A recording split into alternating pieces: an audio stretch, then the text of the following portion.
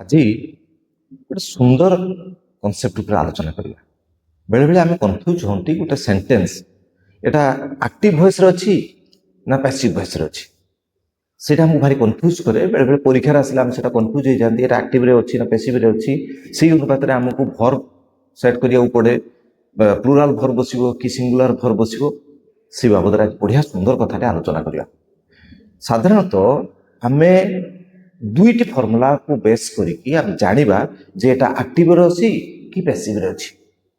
ଯଦି is, am, are, was, were, be ପରେ ଭର୍ବର ଆଇଏନଜି ଫର୍ମ ବସିଥିବ, ଫୁଲ୍ ଭର୍ବର ଆଇଏନଜି ଫର୍ମ ବସିଥିବ, ତାହେଲେ ସେଟା ଆକ୍ଟିଭ। କିନ୍ତୁ ଯଦି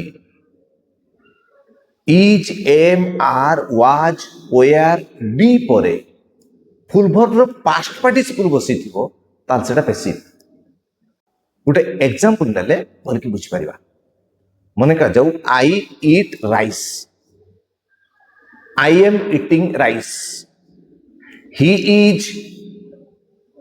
সিঙ্গিং এ সং। ইজ পরে ভর্বর আইএনজি ফর্ম বসুছি, তাহলে এটা অ্যাক্টিভ। যদি ইজ পরে পাস্ট পার্টিসিপল বসিথিব, rice is eaten, sung is sung, Ram is beaten, is পরে পাস্ট পার্টিসিপল বসুছে। Is, am, are, was, were, be পরে যদি পাস্ট পার্টিসিপল বসতো তাহলে সেটা প্যাসিভ ভয়েসে আছে।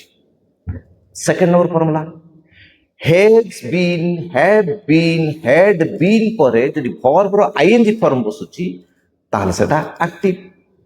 কিন্তু has been, had been, have been পরে যদি পাস্ট পার্টিসিপল বসুছি তাহলে সেটা প্যাসিভ ভয়েসে রয়েছে।